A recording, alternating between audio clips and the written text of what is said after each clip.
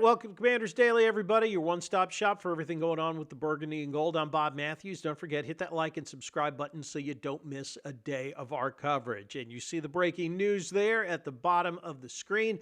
Dan Quinn saying yesterday that Jaden Daniels has been medically cleared by the doctors. He will be a full participant in practice this week, which means he is starting Sunday against the Chargers. We have also gotten, before we get back into the team, we got the broadcast maps yesterday as well.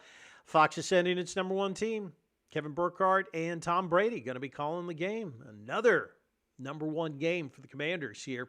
Biggest audience in the 4 o'clock window will be the Commanders and the Chargers.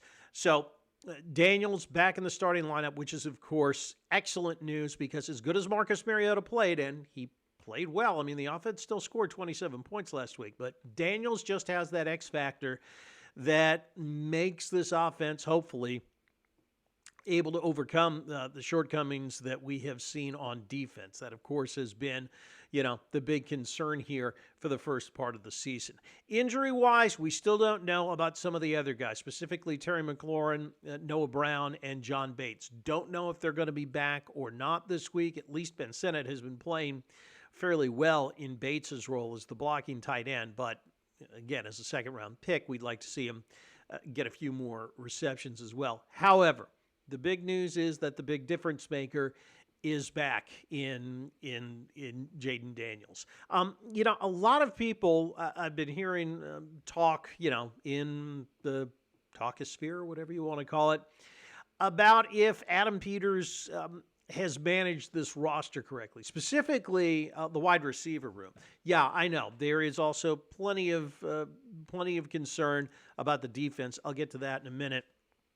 But with regards to the wide receiver room, I think I was listening to 106.7 today, and one of the questions they threw out was, did AP handle the wide receiver room correctly in the offseason? And I'd have to say, I think he probably did. I mean, you have to look at it from this point of view because everybody's saying, well, they should have gotten a better number 3 wide receiver.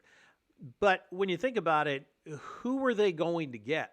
I mean, what big-time receiver wants to come here to be, to share catches with 2 guys that are going to get a lot of them in Terry McLaurin and Deebo Samuel? There are only so many balls to go around. I realize everybody would love for the offense to be the next version of the greatest show on turf, but it's just not reality when it comes to the free agent market. Peters is still having to deal with the fact that this roster, thanks to Ron Rivera's administration, was completely almost devoid of talent when he got here. That's why you see so many veterans on short contracts.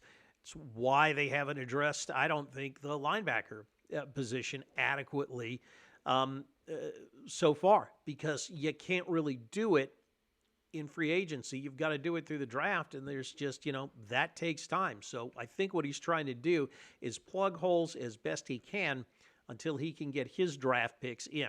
And some of the draft picks for the last 2 years have been good. Some have been bad. You don't expect somebody to have a 100% hit rate on it, but he's doing what he can, and I think slowly but surely they are improving it. That is for the long term. For the short term, it leaves you with the problem you have. Who is going to step up if both McLaurin and Noah Brown can't go this weekend on offense and be that threat to complement Deebo Samuel? And on the defensive side, who on the roster can step up and give them something at linebacker to help out Bobby Wagner and Frankie Louvu? Wagner is as good as anybody career-wise, and yeah, I know he knows where the ball is going before the offense might know where the ball is going, figuratively speaking, of course. But again, you've seen sideline to sideline, it's just hard for him to it's hard. He doesn't have the speed that he had 5 or 10 years ago. Obviously, nobody does. But when we look at the Chargers, there are some opportunities here this week. Yes, I know the Chargers are 3-1. They're coming off, laying an egg against the Giants that most people think is going to be an outlier by the end of the year. But remember, without Rashawn Slater and Joe Alt at the tackle positions, LA's offensive line is going to be really, really bad this week. It was not great last week with Trey Pipkins playing at one tackle, and who was the guy that played at the other tackle? Oh, yeah, Austin Deculus. Neither one of them played very well at all, especially when it comes to pass blocking. Now, why do I say that's important for this week? Because I think, and again, I'm only trying to read the tea leaves here, but one of the theories is that, Adam Peters made the strategic decision in the offseason that, okay, the linebackers are what the linebackers are. We're going to get as much as we can out of Bobby Wagner. We think that, Frankie Louvu still has quite a few good years in him, but we can mitigate what deficiencies we have at linebacker with a strong pass rush and strong, solid play in the run defense. Didn't work last week. I think that's why you saw the linebackers struggle. And with rookie running back Mario Hampton for the Chargers playing so well early in the season, they're going to have their hands full again.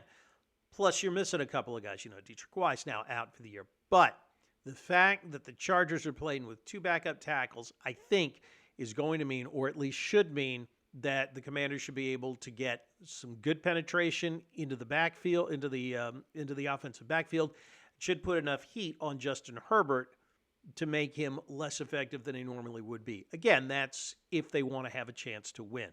Will that come to pass? That's what we'll see. But they have an opportunity this week. I think the matchup is a lot better this week, given those factors, than it was maybe last week against Atlanta. And we'll get more into it tomorrow. Let's go ahead and hit the mailbag. Hey, thank you so much to everybody out there. We have topped 5,000 views on Monday's episode. Thank you so much. That's just unbelievable. And you guys had some great comments here after the Falcons game as well.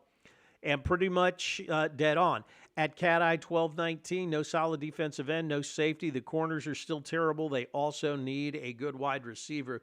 I think we've addressed a lot of that. But yeah, I think the way things stand right now, you gotta play well on the defensive line to make the rest of that defense mitigate the other, the weaknesses on the defense. I think Trey Amos played okay, and Mikey Samuel obviously had an interception. Although again, that was their first takeaway of the year. Yeah, you need to get better play along the defensive line if you're going to have a chance to win.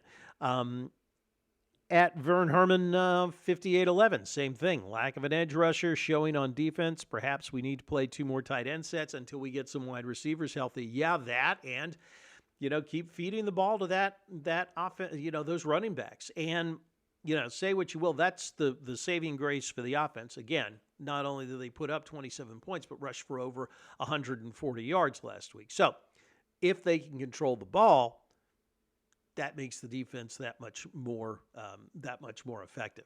We shall see. And again, talk more about that tomorrow. It's going to do it for us for today. Don't forget, like and subscribe. And we appreciate all of the views that we have been getting. We'll see you tomorrow. Remember, like the wise man once said, if you're on your bike tonight, as always, do wear white.